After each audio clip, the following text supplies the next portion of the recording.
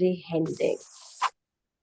So, you already know me. My name is Aarti Venkatesh. I'm here because I love communicating and I pretty much made a career out of it. I am a social media strategist. I'm a resume expert. I'm basically a writer at large. I write a lot of marketing content and other stuff. But that aside, I what I basically do is I help brands and people communicate effectively, and I've been doing it for 5 years now. In case any of y'all want to stay in touch with me, I'm dropping my links on the chat box for y'all.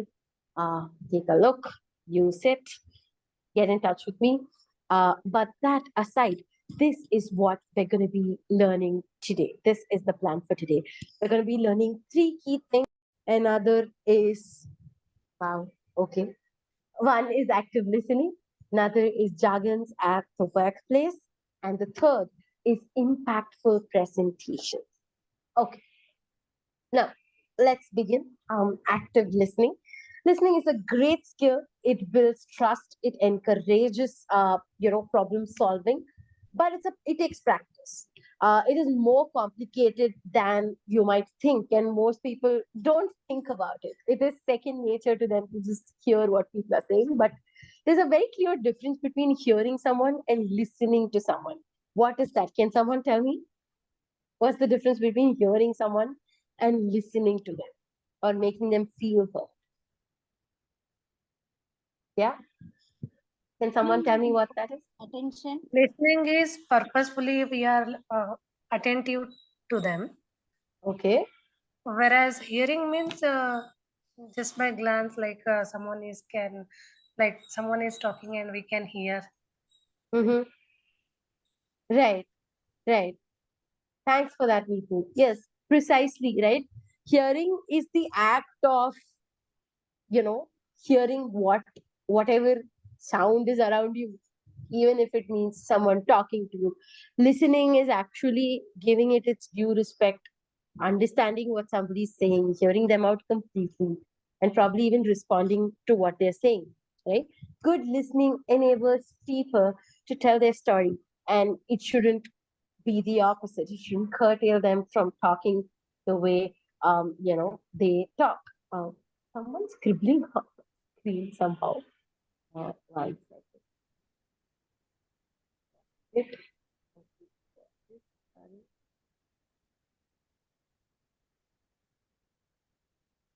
I don't know how to get rid of it, Avneet. Do you?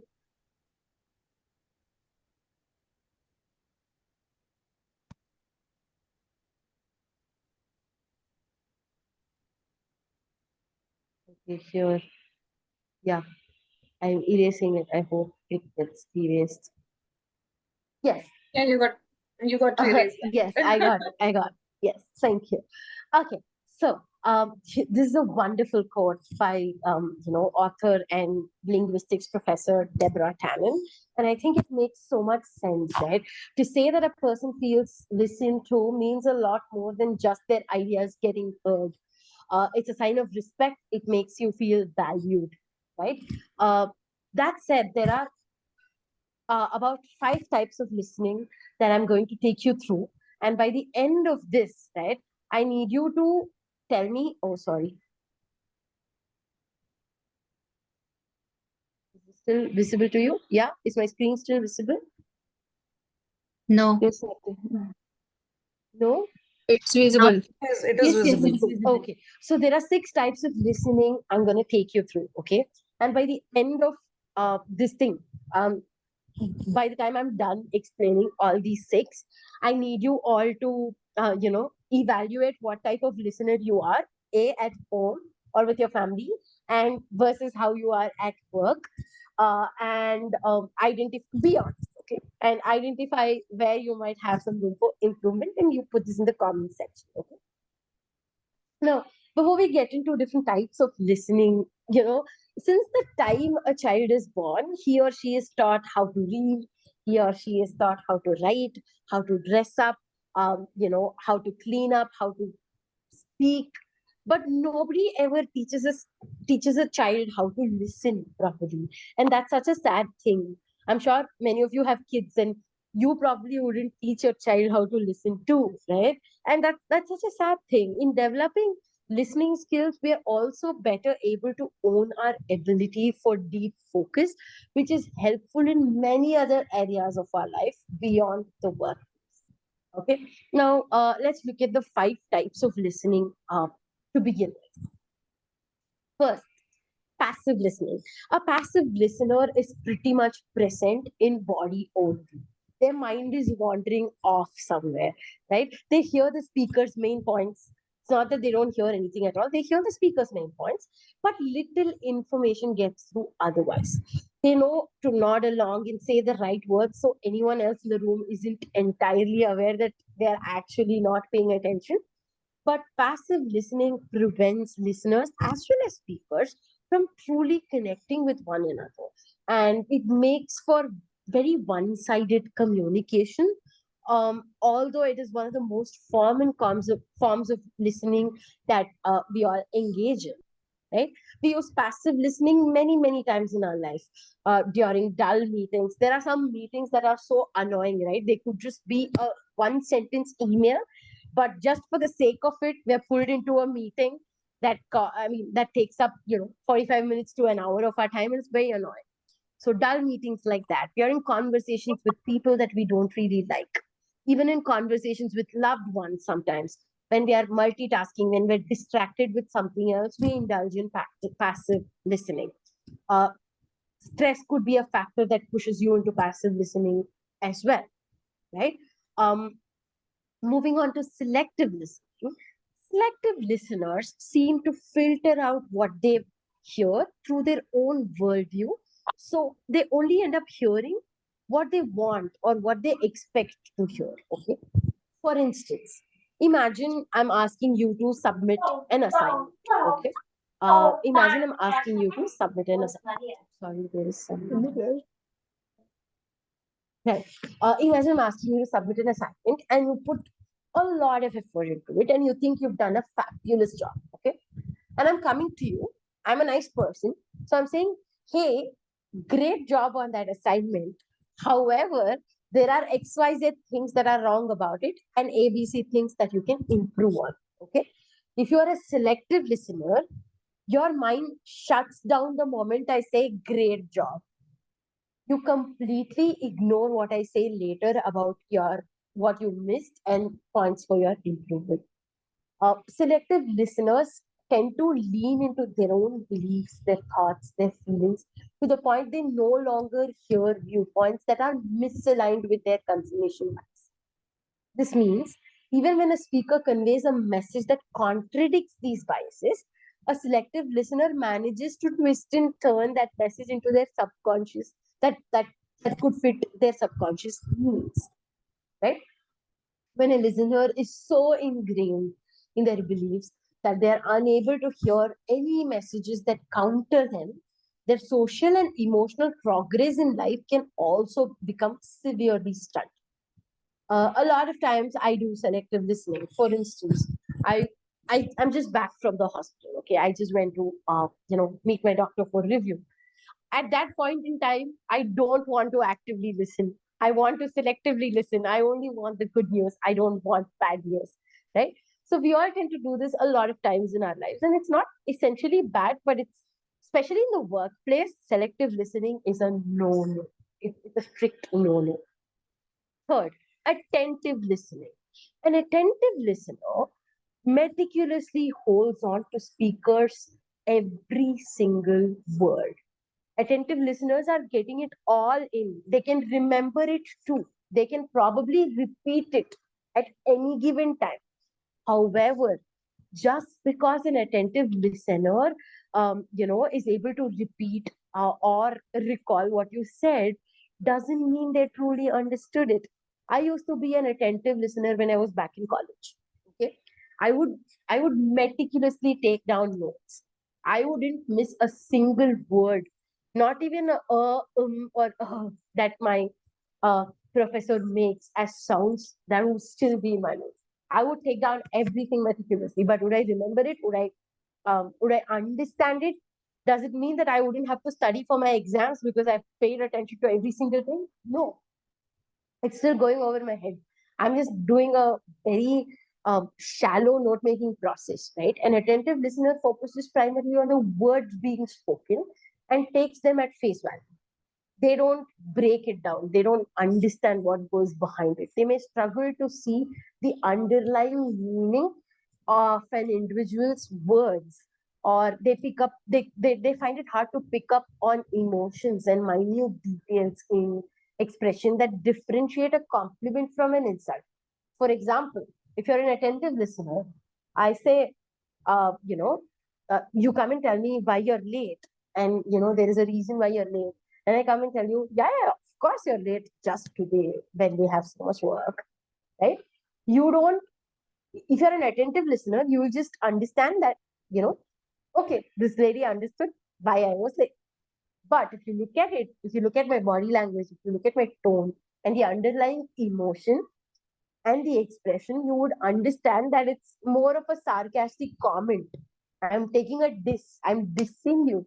I'm not understanding and acknowledging what you went through, right? So attentive listeners miss these minute details. Uh, Essentially, they miss reading between the lines, right? Fourth, empathetic listening. Empathetic listeners are the best. Okay, they're the most effective listeners. Not only is an empathetic listener actively engaging with an individual's words and messages, they're also paying attention to the emotion behind these words and messages. These listeners can put themselves in another person's shoes and understand their perspective. For example, uh, you know, you have a colleague who's not doing well. Okay, they're physically not doing well. They probably have a fever or a cold or a headache. They keep doing this. Okay, you ask them, is everything okay? Are you fine? They keep telling you, yeah, yeah, I'm doing fine. Let me just finish this and get back to you within half an hour. Right? If you're an empathetic listener, you know that they're doing this and they're looking like that. You know they're not doing well. You go check on them. What actually is wrong? Because you place that yourself in their shoes and they're also picking up their behavioral cues. Active listening. Now, an active listener, okay, let me begin by asking you, how do you think an active listener is different from the four types? Can someone tell me?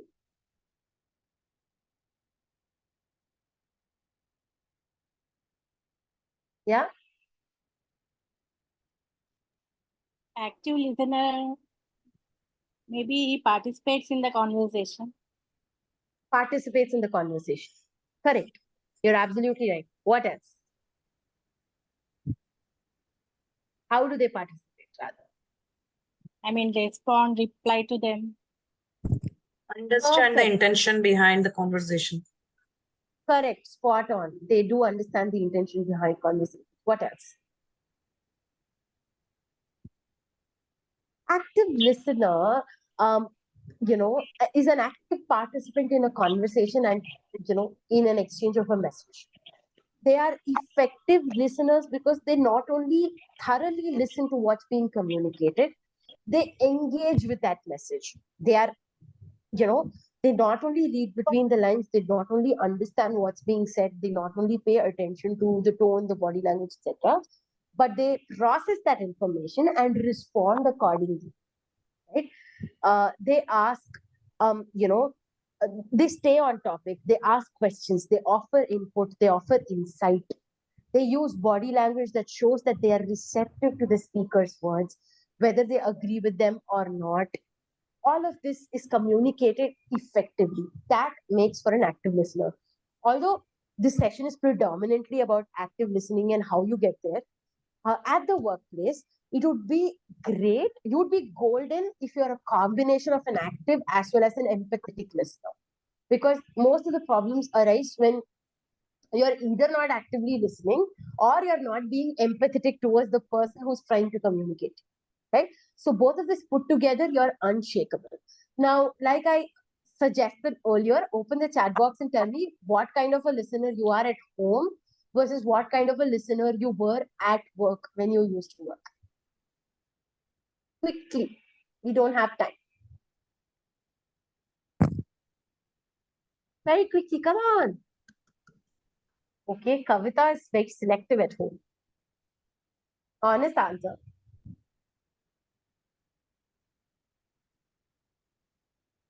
Krishnaveni says she's empathetic at work and very passive with her husband. Again, a very upfront answer. I appreciate it. Sujata is empathetic. Kavita says she's active at the workplace, which is very good. Attentive, right? Most of us are very attentive at work. We're not active. Me too, including me. There's no shame in admitting that. At home, empathetic. At work, active. Let me also tell you, at work, I am mostly attentive, very rarely active. And at home, I am mostly passive. Whenever needed, I am empathetic.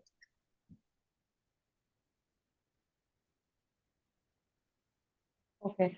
Nandini says she's listening based on the person and the topic which is involved in. Everyone be careful. You better be worthy if you are talking to Nandini. Otherwise, you won't listen. Is that so?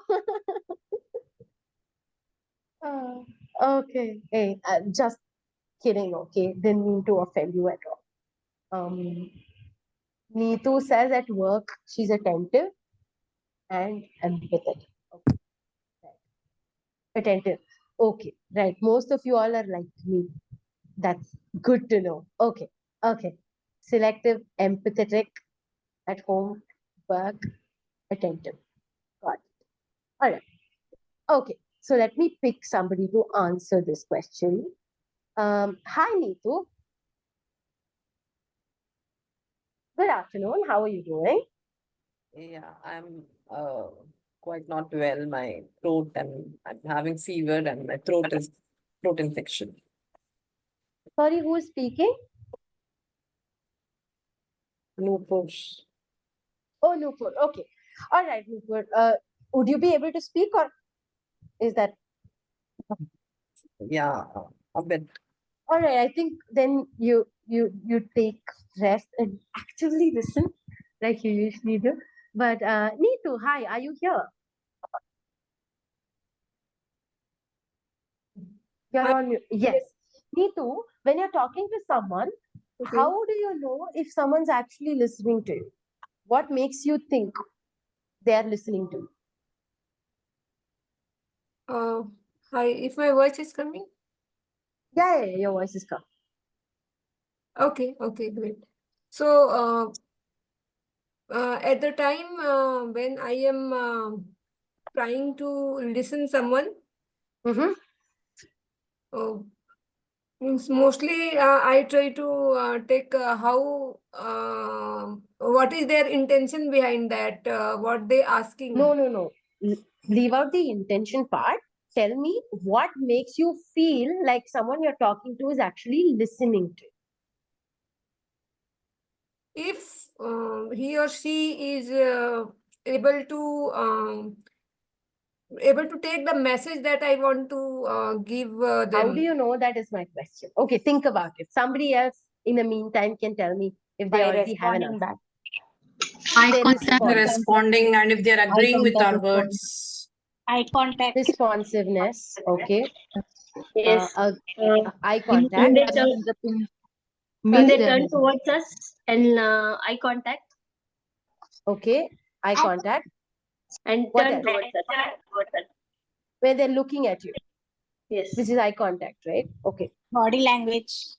And Okay, what responding in body to language? Give me specifics, okay? No shallow answers. Like they post. nodding their head, Nodding, okay. What else? responding to your, Yeah, you know, what responsiveness you're is already saying. up here. What else?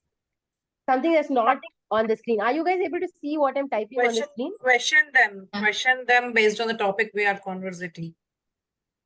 When they ask you questions on what you just said. Yes, whatever we were talking, if we want to know whether they are understanding or whether they are listening to us or not, asking questions. Okay, when they ask questions to you on what you said. When What we ask questions to them. Are Not we ask. you are the one that's communicating. Why would you ask them questions? Because we want to know whether they are listening to us or not. No, that's what I'm asking you. What makes you think somebody is listening to you? But asking questions is one right answer too. Are you a teacher by any chance, Deepa? No, no. You are very focused on asking questions and checking if they understood. So that's why I asked. What else? Facial What else you got? expressions. Facial Facial expressions. Okay. Okay. Such as? So based on what you are saying, if it is something, happy, the face will, the Okay. Okay. smile, there'll be a smile. If Okay. there is something that they've not understood, you will come to know that, their eyes might, narrow down, saying that, hey, what are you saying? Okay. Okay. Got it. Facial expressions of agreement, like nodding, saying this. Yeah. Oh, okay. Being surprised, like that. Okay. Reacting to. Yeah. Okay. Reacting to, yeah. Okay. Okay. And what makes you guys think somebody is not listening to you? When they are doing their own work and they're Okay. away from us, means they are not looking at us. Multitasking, passive Yeah. listening, They will interrupt in between if they are not No understanding. eye interrupters. contact. Okay. No eye contact. Okay. What else?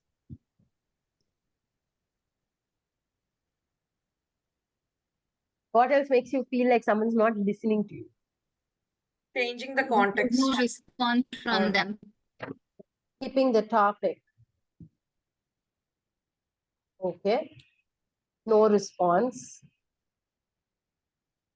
Okay. All right.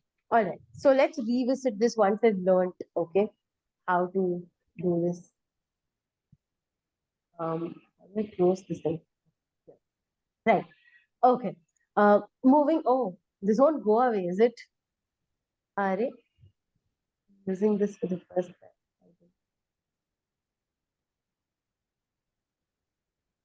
Okay.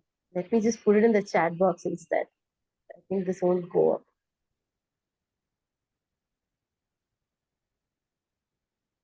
Right. Got it. Right. Moving on. Before we get to what you can do to be an active listener, let's first do a top-down approach of understanding what not to do, right? Firstly, when you're trying to listen to somebody, what acts as a block to effective listening? The first thing is intrusions, right? Being a know-it-all. Before somebody completes their sentence, you go and try to complete that sentence. You try to ask questions, right? See, this is again when the 3-second rule applies, right? When somebody is presenting something to you, when somebody is briefing you, specifically your boss is briefing you, always follow the 3-second rule. Let people finish before you get to a stage where you intrude and ask questions or make comments, right? If it's a burning question or a burning comment that you need to make, always put your hand up, virtually or in reality. Put your hand up. Unless and until you're recognized, please don't speak. Right? It's more than the fact that it is it is intrusive. It is very, very disrespectful to the speaker when you do that, especially in the workplace, because everyone has their own pride. The moment you start intruding someone when you're trying to impress or influence, it works in a counterproductive manner. When do you intrude? When you make assumptions that they are not going in the right track, when you assume that they've not gotten to the point, all of these things. So always shut down your assumptions before somebody is done talking. Third, biggest block to effective listening, spacing out, zoning out. You're physically here, but you're passively listening, but you're mentally elsewhere, you're wandering off.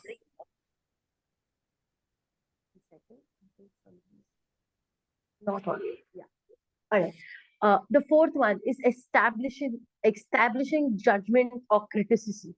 Does judgment or criticism need to be established only verbally using words? Yeah. Even Is that gestures so? will tell that. Sorry, who's speaking? This is Aisha. Even our gestures will tell Gestures, that. like how so? How so? Can you give me more like input on what you're trying to say? That's what. Looking away, or else looking here and there when someone is speaking. Okay. Judgment, specifically judgment and criticism, not being distracted, but judgment or criticism. How can someone, make you feel judged or criticized even when they're not speaking? Rolling their eyes. Absolutely correct. Rolling their eyes. What else? Huffing, puffing, sighing, Right. like that. One of the biggest, most annoying things people do is look at their watch or look at their phone for time. I get very annoyed when someone does that because it's like I'm spending my time trying to talk to you and you're looking at your watch or your phone checking the time as though it's such a waste of time trying to talk, right? So that is establishing judgment. That is establishing criticism that you're not doing enough to keep me engaged in the conversation, right? Then being restless, being nervous, being vulnerable, right? Constantly rocking the chair back and forth, having a pen or, having something in your hand and trying to do this, constantly moving it like that. If you're having a mug with you, just constantly playing with it, doing this, or, just moving and being restless in any format. Distractions. Now, distractions can be external distractions or internal. Internal distractions are where you're consumed by thoughts, you're thinking about something else, you're derailing from the topic. You can't stop thinking about the 5 other tasks you have to finish that day. Or it could be external noise, such as, your notifications, your phone, your texts, your calls, the sound of the fan, the sound of the AC, the environment, if it's too hot, if it's too cold, all of these distractions, right? Now, all of these blocks lead to resistance or annoyance in the speaker, leading the speaker to feel demotivated if they are below your level at work. Hierarchically, if they're below your level at work, it makes them feel demotivated. If they're in the same level or above you, it really puts them off. It makes them extraordinarily annoyed, right? So try to avoid all of that. Inactive listening habits to avoid, right? There's always the faker whose mind is elsewhere but pretends to be listening. There's the interrupter who comes up with intellectual or judgmental, logical things to say. Right in between, always tries to interrupt and make their point clear. In a way, they are also seeking attention, right? They constantly drive attention back to them. Not letting the speaker speak, constantly intruding can also draw attention to you. And then there is also the advice.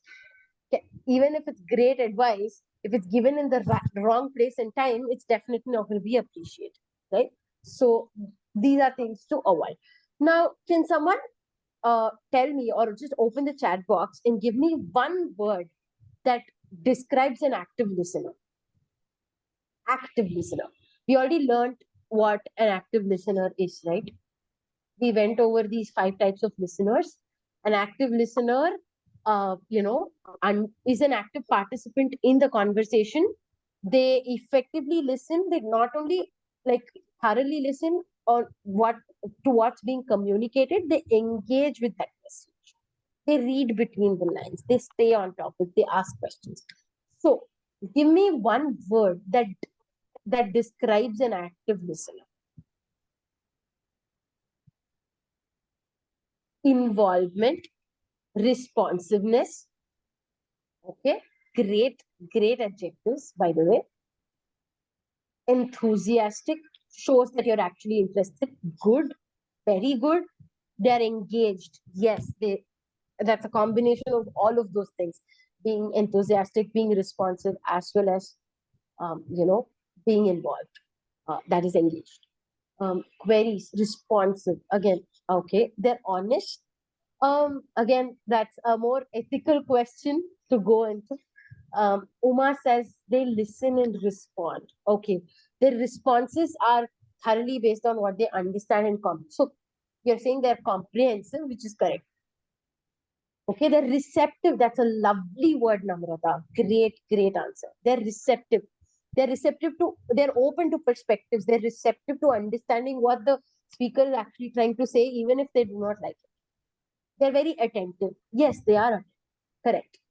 Awesome. Great attempt, ladies. Keep this going, okay? What is active listening? Active listening is when you not only hear what somebody is saying, but you also attune to their thoughts and feelings. It turns a conversation into an active, non-competitive, two-way interaction. That is what active listening is, and it has three main components: cognitive, emotional, and behavioral.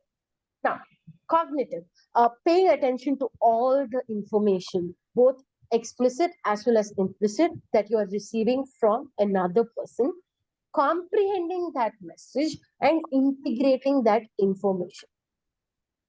Emotional, staying calm, compassionate during the conversation, including managing any emotional reactions that one might experience. Behavioral, conveying interest and comprehension that is done verbally as well as non-verbal. Right? Now let's look at each of these in detail. Cognitive component.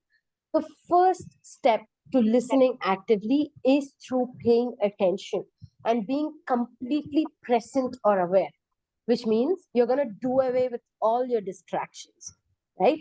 When I'm asking you guys some question and one person is answering, but there's a lot of background noise in the back, from somebody else, I get distracted. I'm not able to pay attention to them. What do? I mute all participants. That way I'm able to actively listen to what the respondent is saying, right? So figure out what your distractions are and do away with them. Now, a lot of times what happens is you might be actively listening. You might actually be very actively listening. But, even when I'm actively listening, sometimes I just have a resting, poker face. I have zero reactions. I'm still listening. I'm still very active in it, but I have a poker face. How does my speaker know that I am actively listening? You can use the solar method to convey and communicate non-verbally that you are actively listening. S stands for squarely facing the speaker. I think one of you guys, if you can revisit the message that I put earlier, mentioned that you have to be facing them, right? Which is spot on. Squarely facing the speaker. Stand or sit so that you face the person straight on. If the person is speaking to you here and you're looking that way, it's going to be very distracting for them. They wouldn't know you're even planning to listen, right? If you're turning and looking at your laptop, it doesn't matter. It doesn't make sense to them. O, open posture. Although this might not be very, critically analyzed by your speaker, subconsciously it helps them feel more supported, or rather they get the idea that you're a lot more open if you don't have closed postures such as, this looks very judgmental and how do I put it, closed off. You have your own opinions of stuff. If you're having an open posture, you're just trying to listen, you're actually leaning in. That which brings me to the third point. You're leaning towards the person. It indicates that you're actually interested in what they have to say. Eye contact. Using eye contact means that you're actually trying to connect with the emotion behind the message they're trying to give as well. R stands for relaxation, right? Make sure you act naturally. If you try to practice all of these gestures without sincerity, it will come across as having no interest in the sender or any message he or she is trying to give. Of course, this has a lot of other cultural innuendos underneath as well. But this could be like your basic starter kit to come off as an active listener. Why is it important being an active listener in the workplace? Can someone tell me? Why do you think it's important to be an active listener? Or rather, even if you're not, why is it important to come off as an active listener at the workplace? Can someone tell me that? It helps in collaboration with the team. Sorry, I'm not able to hear you clearly. It helps in collaboration with the team. How so? If we listen actively, we response according to that. If we don't listen actively, then our answers or whatever the queries may not So be. you're saying it if you won't be actively appropriate. listen, you'll be able to contribute better to your team. Yes. Okay, Work okay, great efficiently and answer. provide productive results. It improves productivity. Okay. What else? When discussions are going on, we could not miss the point, and we can contribute ourselves. Okay, helps you contribute. What else? Why is it important to be an active listener?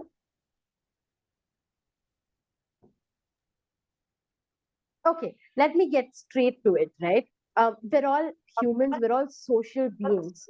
And especially at the workplace, we're different people than what we are at home. But most importantly, everyone at the workplace loves to speak. Everyone at the workplace also hates to listen. Strangely, they end up loving people who listen.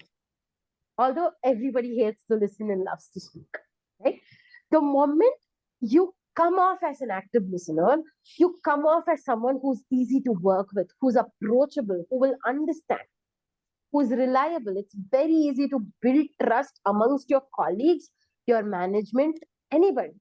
If you're an active listener, if you come off as an active listener, if you follow the 3-second rule, if you don't talk over them, right? You're ready to listen. That's a great skill to have. Everyone at work loves to project the fact that they're very busy. They don't have, enough time, right? They end up finishing each other's sentences. They end up talking over people. They have zero patience, zero tolerance. The moment you come off as someone who's ready to listen at all times, you're golden, because people hate to listen, but they end up loving people who listen, right? So it's very easy for you to gain a social edge and gain trust very easily if you come off as an open-minded listener. Okay, which is why it's important to be it could be beneficial, in fact, to be an active listener, right? Now, if we look at the emotional component of this, one second.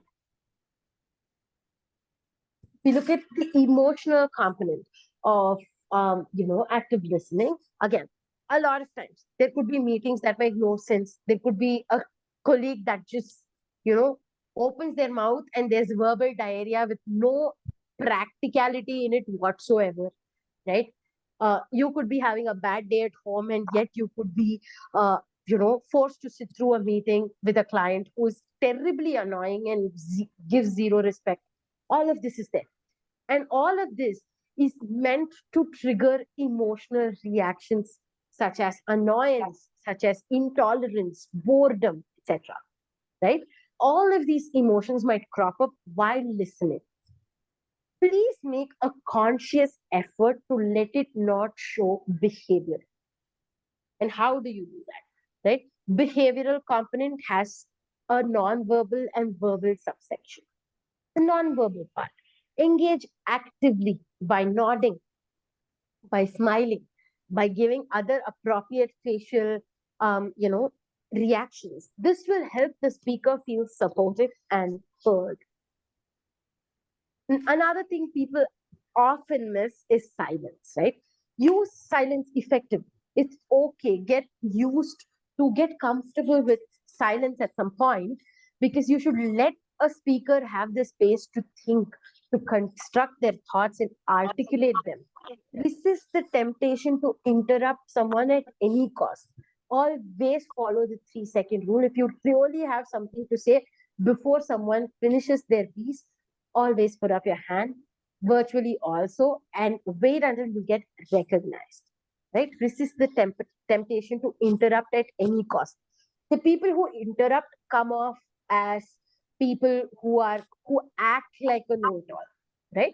Unless and until it is a discussion where you're brainstorming, where the whole idea is to discuss and come to a solution, do not interrupt anybody.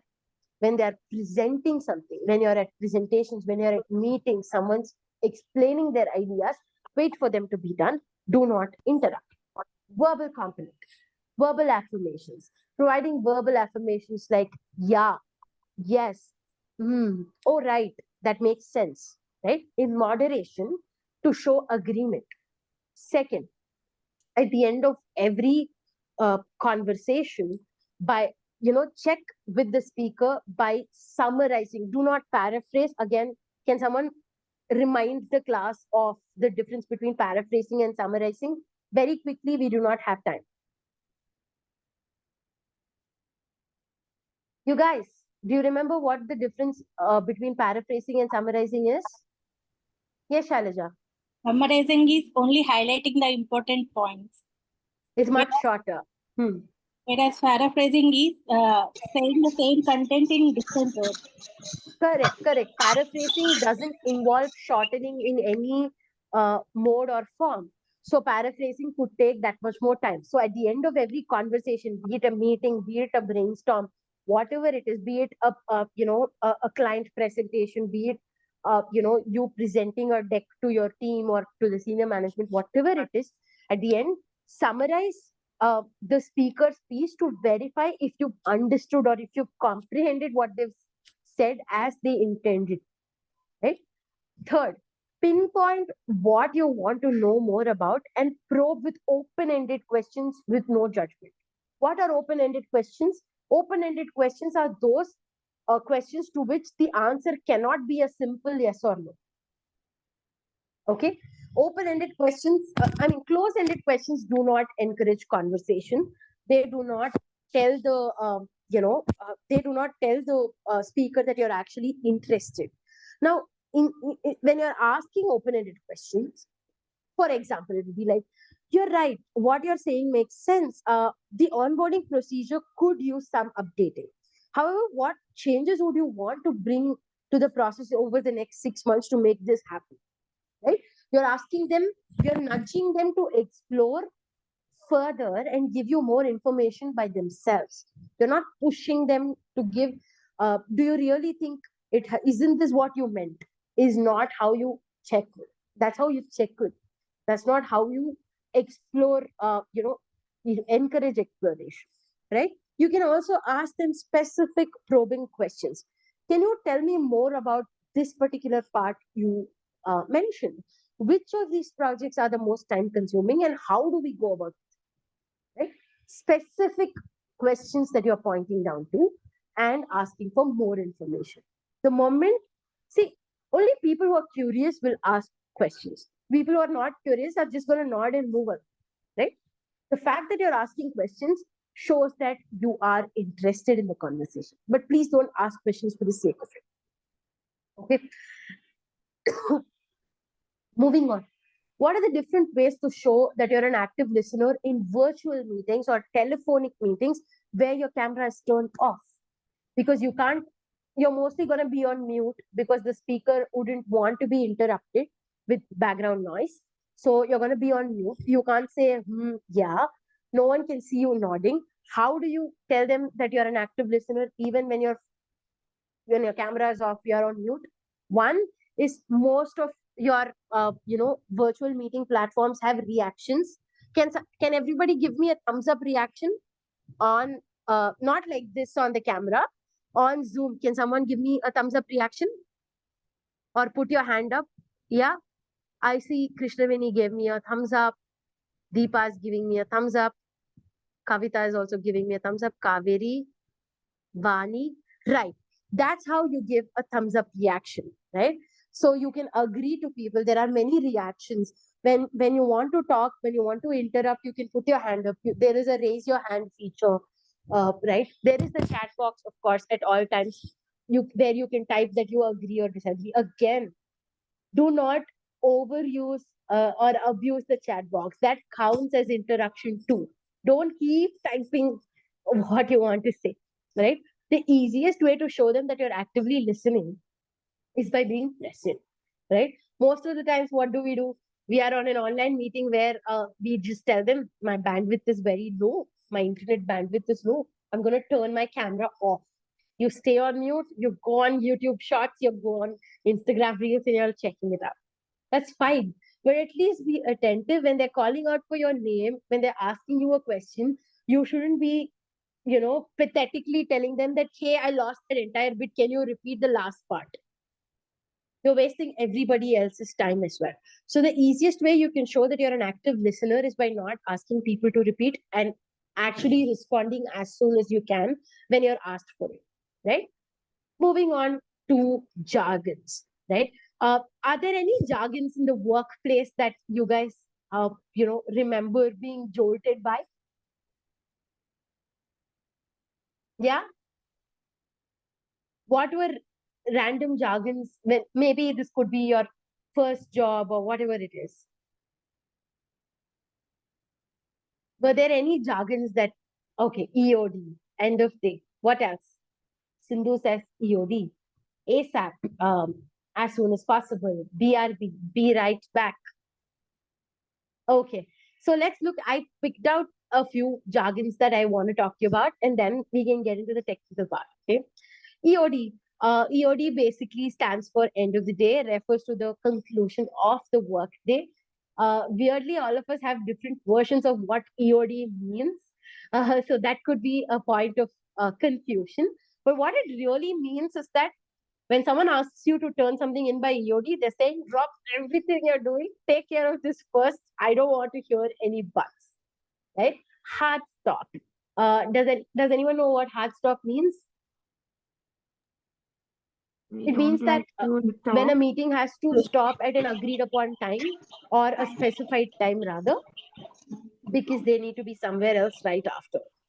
But usually when I say I have a hard stop at 3 o'clock, I'll say that I know this meeting is not going anywhere. I know you're going to waste my time. So this is my maximum limit to stay in this meeting is what I usually mean when I use the word hard stop. Okay, circle back. Can someone tell me what circle back means? You guys very quickly, we're very short on time. Otherwise, I'll just keep going. I don't want this to be a one-way communication. Revisit. Correct. Revisit. Discuss, Correct. Rishita. Correct. Absolutely. So circle back. What it actually means is, I have some questions, concerns, or remarks about this thing that you said earlier, and I'd like to address them now. Right.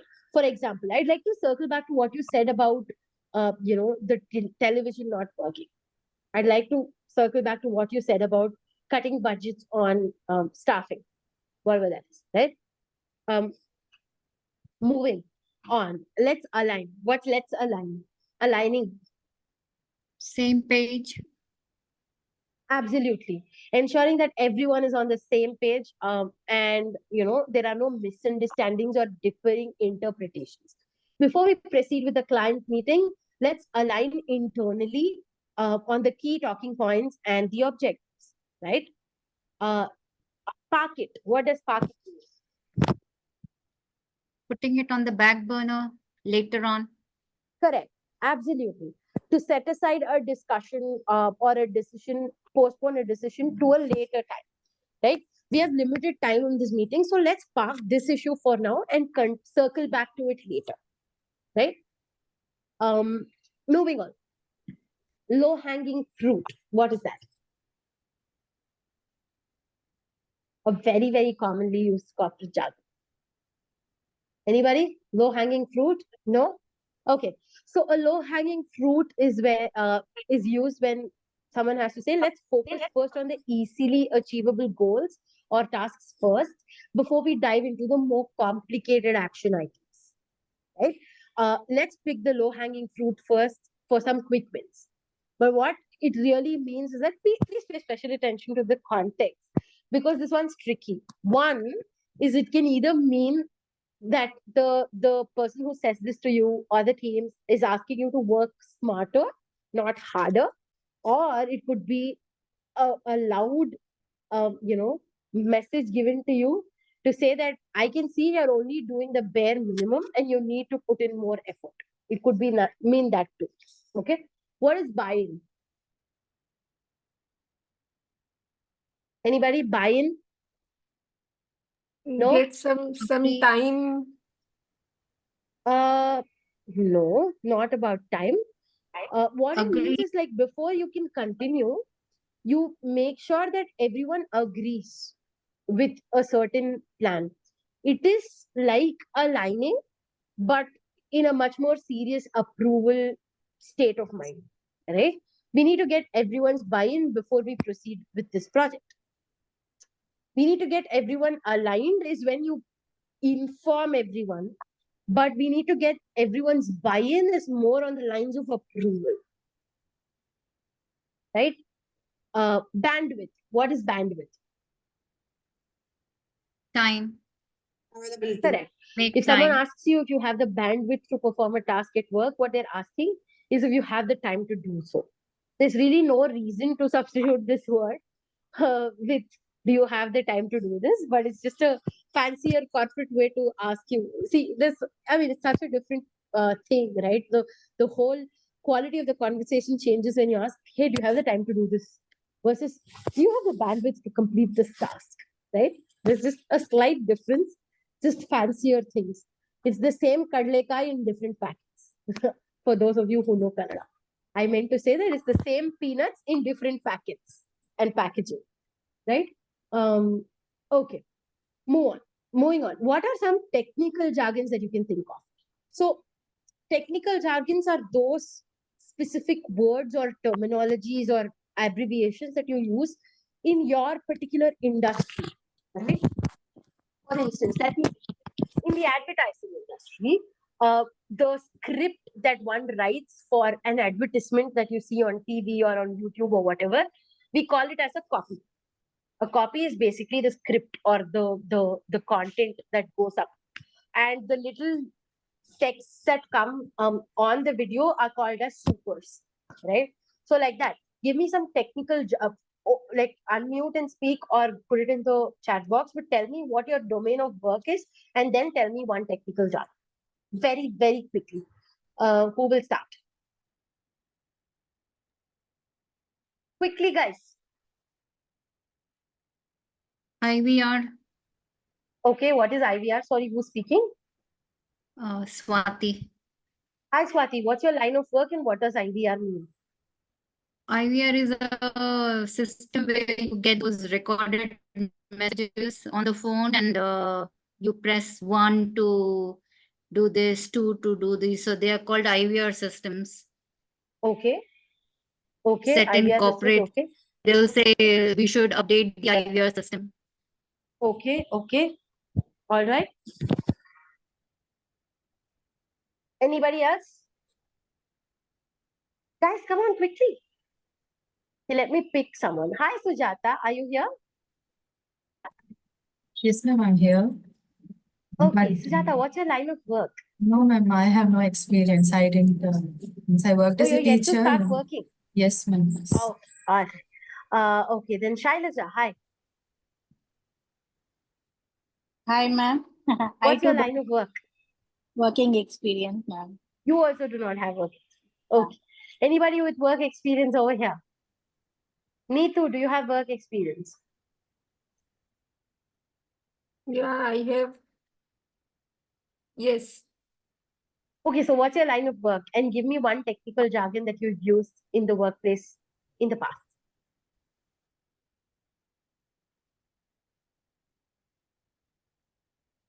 Okay, you're on mute. Okay, anybody else? Nupur. Hi, Nupur. Are you here? Is your throat better?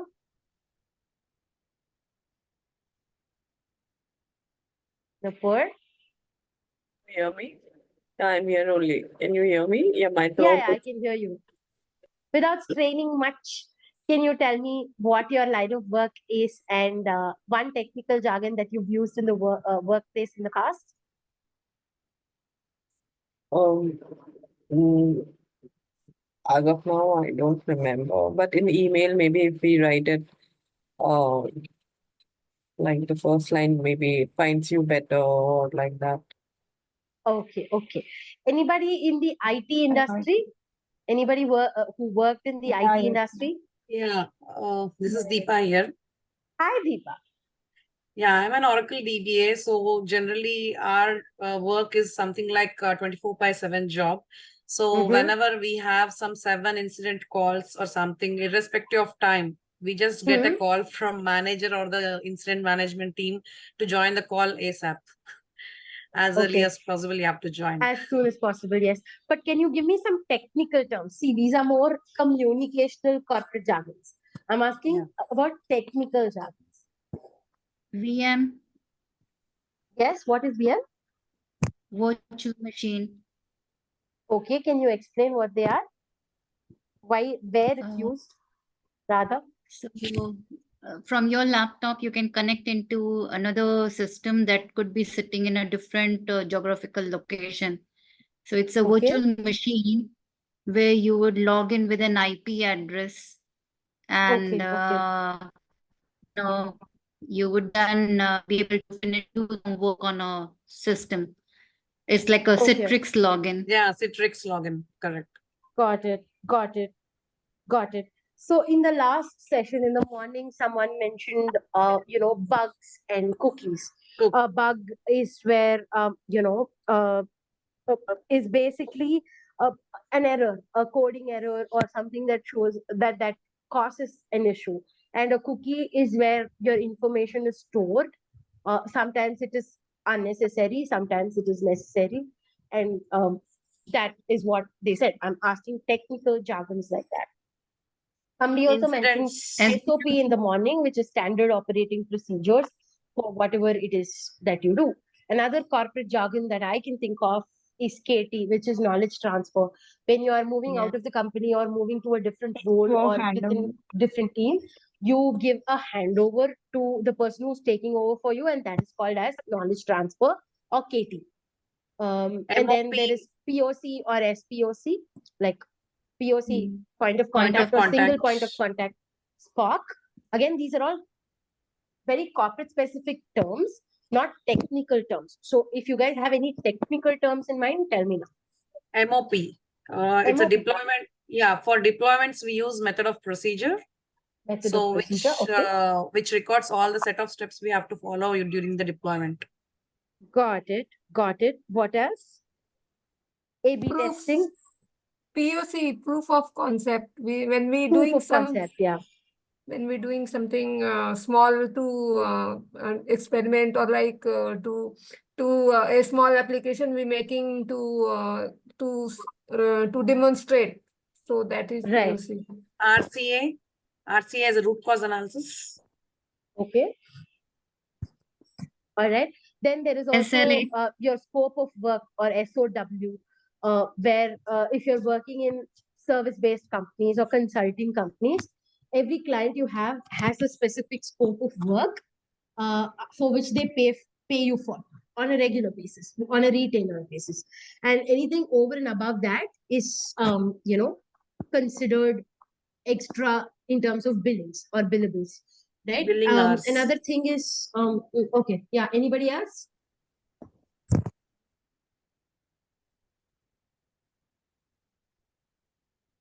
Yeah. That's it. Oh, sorry.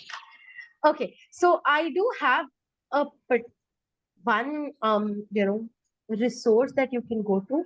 Oh, there are a lot of messages in the chat box that I did not check. Securing agreement and support from stakeholders. Okay, I think. Line of work in IT, OOP, object-oriented programming. Okay.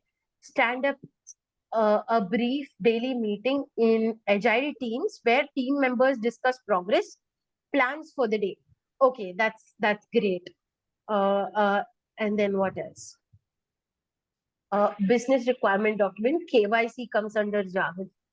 Oh, yeah, maybe KYC does come under jargon when you're looking at collecting user data or verifying user data if you're into meeting minutes stuff. Okay. What else? BRD. What is BRD? I've never heard of it. Ritu? Hi, stands for business requirement document in the field of business analysis. Okay, okay. As an Oracle DBA, I get a call to attend 7 ASAP. Okay. All right. Minutes of the meeting, which we spoke about in detail in the last class, and then tickets.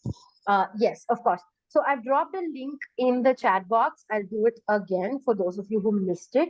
This has like the top 100 technical jargons that are used, in the latest, tech logical background. So in case it is helpful, please go through it.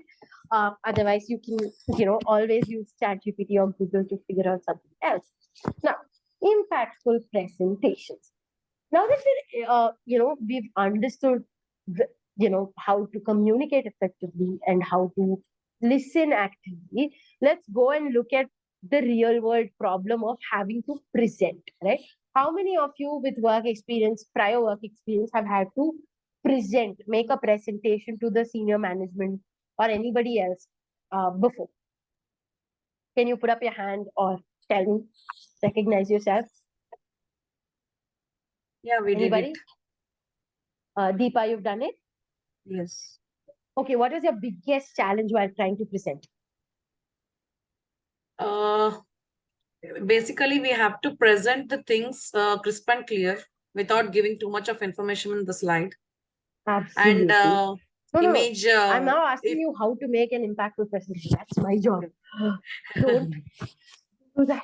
I'm asking you, what was your biggest challenge? What was the hardest part for you? Yes, what? Audience attention. So, Grabbing your if the audience presentation attention. Okay. be very long. Sorry? If the presentation is going to be long, you want to, then you have a So problem to you make found it hard to keep a engaged. short presentation.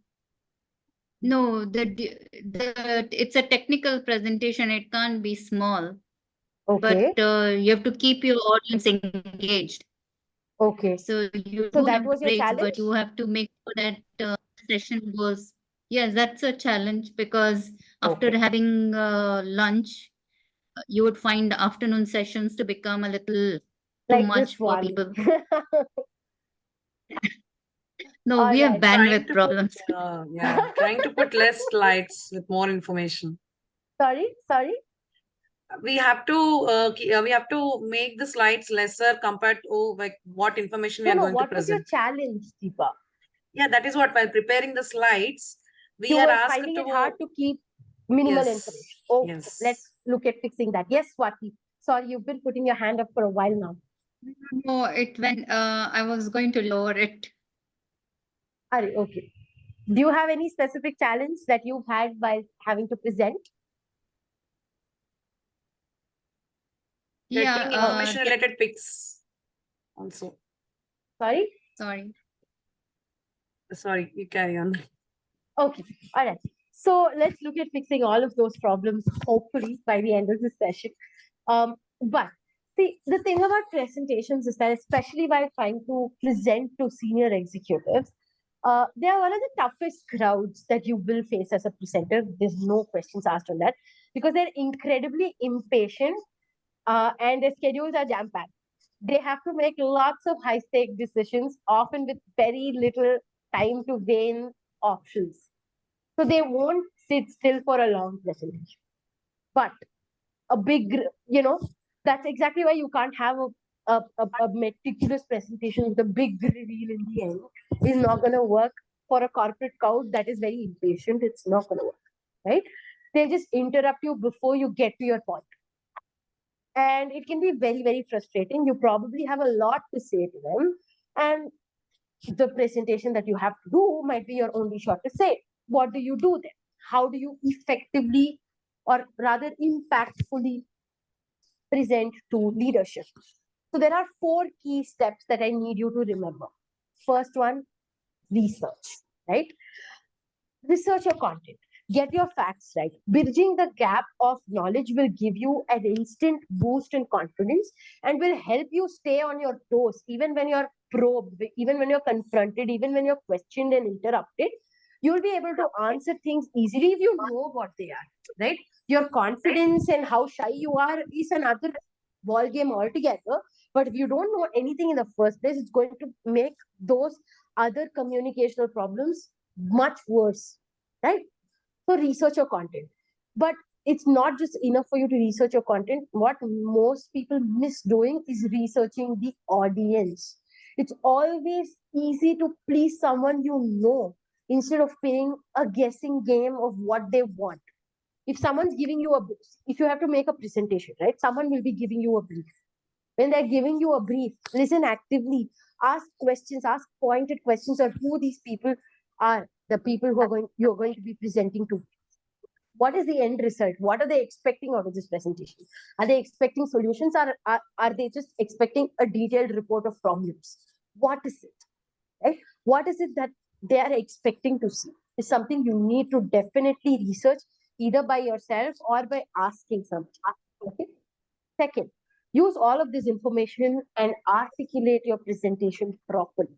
Sit down and spend enough time making this presentation. An audience can't listen to your presentation and read detailed text-heavy slides at the same time. Not without missing key parts of what is on the slide as well as what you're saying, right? So make your slides pass the glance test. The glance test is basically people should be able to comprehend each slide within 3 seconds of looking at it, right? Let's look at any slide that I've shown you today, okay, including this slide. If you take 3 seconds to look at it, you'll know. Sorry. If you take 3 seconds to look at it, you'll know what these are. You'll be able to get a quick understanding of what it is. Please remember, especially when you're trying to make an impactful presentation, you don't have to read off of the slide. Whatever you have to say need not be on the slide. Your slide is just supposed to be a visual simulation for those who wander off, right? If someone wanders off and comes back, looks at your slide, they should get an idea of what you're speaking about. That's all, not what you're exactly speaking at that very moment. Please don't ever read off of your slides. Have a separate, speaker notes or, flashcards or whatever it is that works for you to make impactful presentations. Your slides must be clean. There shouldn't be, fighting for attention between what you're saying and what's on the screen, right? People are going to be extraordinarily distracted. And speaking of aesthetics, they're very important. Some basic things get missed very easily. Basic things are, if you're making a presentation, did you ever in this entire presentation, let me keep moving it back and forth, do you ever see one part where the logo is misaligned or the text is in a different place than what it was in the previous slide? It's very easy to pay attention when it's, uniform, when the fonts are uniform, when the colors are uniform, when the placement of all your, all the text is uniform, right? From this slide to this slide to this slide. When it's moving from one slide to another, it is in the same font, it is in the same size. It is easy for your brain to process it. Within 30 seconds, within 3 seconds, when you're looking at something, you'll be able to understand what, the slide is about, what I'm talking about. And that's what I'm trying to say. Put enough effort into formatting your slides properly. Ensure there are no grammatical errors. Ensure that, the placement of the words are proper. It doesn't have to be text heavy. Use more visual simulations in places where they are needed, right?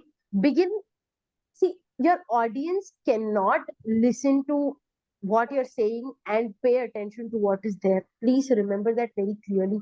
You can't have a lot of stuff going on in the slide while you are giving a lot of information as well. Begin by discussing the agenda for the presentation. If you notice, this presentation started with this. I told you there are 3 key things we are discussing. I gave you a very clear understanding of what is in store for you. And towards the end of every session, I summarize what we learned.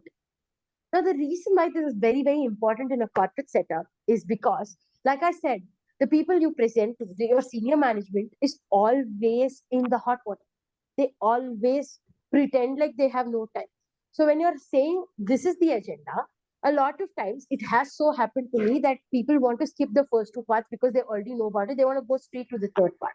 Instead of them restlessly waiting for you to get there, when you discuss the agenda, it's much easier for them to learn where they have to pay more attention. Right? Moving on to, So please ensure that you have a clear agenda at the end of, at the beginning of the session. And that summary must get into such, must be such a detailed manner that it should basically be your entire presentation in short, right? It is just short enough to entice and convince your audience to listen. Keep your slides clean, simple, have a logical flow, even through the agenda, have a logical flow. Don't go from proposing solutions and then, discussing problems. Logical flow is where you say what your understanding is, then what the gaps are, then what the problem is, then come the solution, right? So have a logical flow to your presentation at any given point. Format your slides. Ensure that the fonts, the placement of text, the colors are all uniform. Visual inconsistency can be very off-putting and unprofessional. There are so many tools available for you to ensure that this happens seamlessly. You can use Canva, you can use Slides to Go, you can use Google Slides, all the templates that are available on these particular, let me just put this on the chat box for those of you who want to use, right? In case you want to make better presentations, you can look at that, right? Visually, just ensure that it's not a lot, okay? Third, prepare. Before presenting anything, have a dry run for sure. Run your presentation and your slides by a colleague or somebody you trust who can give you pointed feedback on whether your message is coming through clearly and quickly. Does your summary slide boil everything down to skimmable key insights? Are you missing out on anything? Are you understanding what the audience is likely to expect? Basically, this would be very good if you are doing a dry run with the person who gave you the brief, but uh, more often than not, that wouldn't be possible. So find a colleague who can help you with this. Okay. Most importantly, whether or not you have someone to go through this with, even if you're rehearsing by yourself, please time yourself. A lot of times you make a beautiful presentation, you put hours into research, you put hours into preparing, but when you go and show up there, you end up taking so much time on one slide that you have to rush through the rest of it. That should not be the case. Your preparation includes timing your presentation and checking if you are doing it on time for every single slide. Okay. Then, coming to the presentation part. Now, regardless of how good your research is, how well you made your presentation, how much effort you put into preparing, it all boils down to what you do on the day you have to present. Firstly, dress for the occasion, dress up very well, right? It always gives me the confidence that, I don't have to worry about how I look. That means one problem less in my head. Because I feel how you look is also how you're perceived. It is not a matter of whether you look beautiful, no, you don't look beautiful according to general standards or not. It's about how put together you look. It's about the effort you make. Are you having messy hair like that? Or are you having, brushed down, put together looks? That's the only difference, right? Uh, put some effort into how you look, reach before time, find your calming ritual. A lot of times, my calming ritual is boiling hot water before my session because I'm usually very, very nervous before my session. And boiling that hot water, looking at that water boil, somehow strangely calms me down. Find what your calming ritual is, get to it, okay? Have your notes offline and ready. This is something I painfully learned. Okay. A lot of times I do online classes, so it's very easy for me to have speaker notes on the screen. But when I'm doing an offline class, and I have my laptop connected to the projector, whatever is on my screen comes there, which means I can't have speaker notes here. And sometimes there's just no internet, right? And I see even if there's a session that I've done 60, 70 times over, I am someone who's only comfortable when I have my notes. It's not that I don't know what I'm talking about, but it is much better when I have speaker notes because it makes me present effectively without missing any points. There's no shame in having your notes. I am someone who ships that a lot. I cannot take a session without notes, right? So always have a backup offline without the dependence on internet. If it helps you, even have a hard copy, write stuff down, whatever works for you, right? Have your notes with you. Like I said, I do not think whatever you say have to be on the presentation. Otherwise, why do they need you? You bring in that human connection, you bring in that human element to the presentation. If it just has to be read out of a PPT slide, then even a read out loud software can do it. Why do they need you? Right? So keep your slide text to the minimum, have your speaker notes, talk, keep it organic, keep it interactive, right?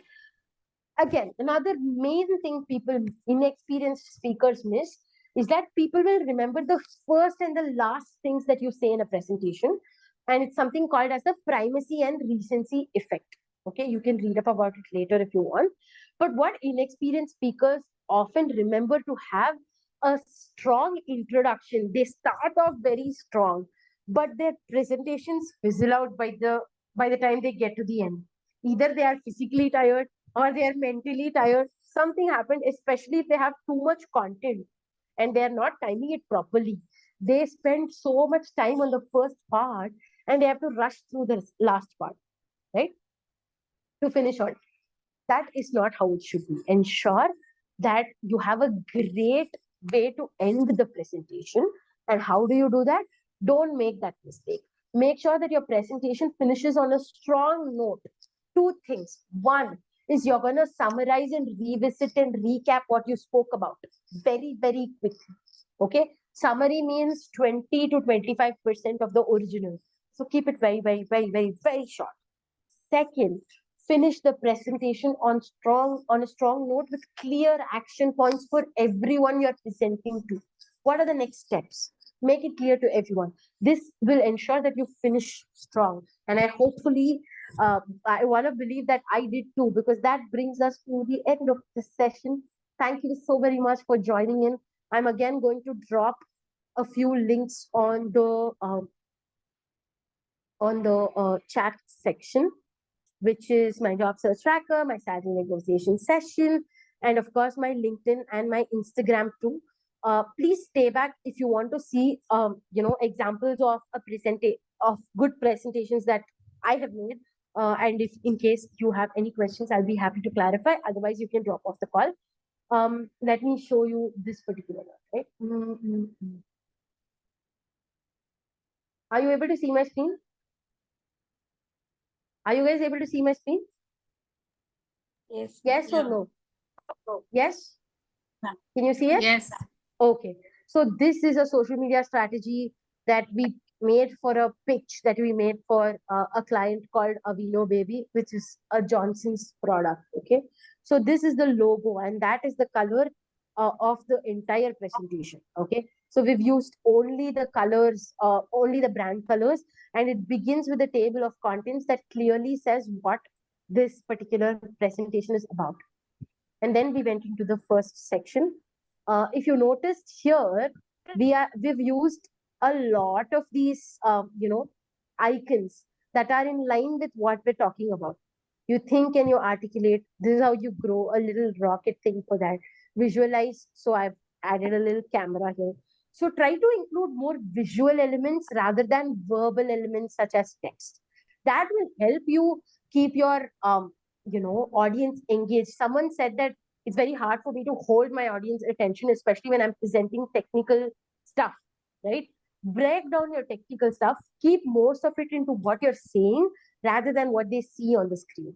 What they see on the screen should just be pointers to what you're saying, not what your actions say. Okay, moving on, right? If you look at it, most of it is in our brand.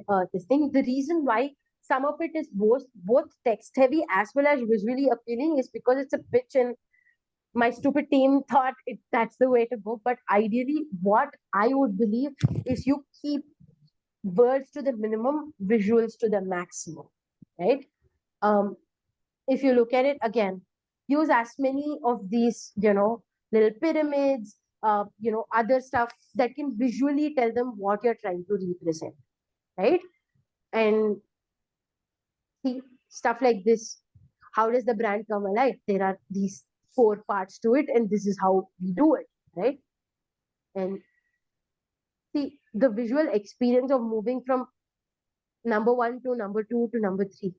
As you start making more presentations, you'll be able to figure out your style and you'll be able to understand that. Until then, if you go on Canva, if you go on Slides to Go, they will give you ready-made templates that will help you seamlessly make visual experiences like this, right? Moving on to the visual language, because the visual language, it's mostly, photos and pictures and icons and very less text. And that's what we were looking at. Right? So that's how you make effective presentations. And I can even show you another example of a pitch. Right. Are you guys able to see this? This was another social media campaign pitch that I made. And again, it began with the agenda, right? There are many ways to put that together. The point is you start by telling them what they can expect in the presentation. That is when you can easily hook them into listening till the very end, right? If you notice it, again, it's completely in brand colors. The color is consistent. The fonts are consistent. You don't see random, if you see this slide and this slide, right? You don't see the text moving from one place to another. It is exactly where it was in the previous slide, which makes it very easy for me to visually move from one slide to another as an audience and pay attention to it, right? So that's how you make impactful presentations. If you have any questions, you can ask me now.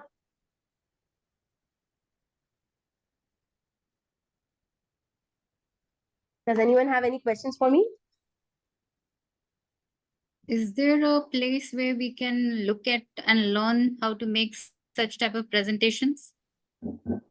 Absolutely. So there are many Instagram accounts. If I think this guy's name is, wait, let me find the name and tell you in the next session, maybe. I don't know. Okay. What this guy's name? So there are a lot of creators on Instagram and YouTube that tell you how to make effective presentations in bite-sized contents. Most people give you information on how to do this on PPT, right? But I personally feel like making presentations on PowerPoint is very, very hard. It requires a lot of skill. If you just go on Canva, if you just go on Slides to Go, you pick a template that's ready-made specifically for your need, it's much easier. They're already there. You just have to fill in the information and not mess up the layout that's already there. So that might be much easier. Okay. Yeah. Thank you. Anybody else? Any other question?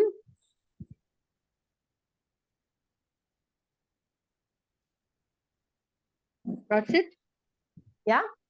Thank you so much for joining in, guys. Did you enjoy the session? Did you learn something new? Yes? Yeah. No? Yes, ma'am. Yes. Did Thank you you. enjoy the session, guys? Yes, ma'am. Yes, Yes, ma'am, yes. Don't pay me if you don't say you enjoyed the session. Yes. Definitely. You guys, do you want me to get paid or not? Did you enjoy the session? Did you learn Yes. something or not? Yes. Yes. All right, all right. Thank you so very much. I'll see you next Monday with a great session on interview readiness that will really help you perform better in interviews. So stay tuned. Bye. Bye. Thank you, ma'am. Bye, bye, ma'am. Thank you. Thanks a lot. Bye. Thank you, Aarti. Bye. Thank you, ladies.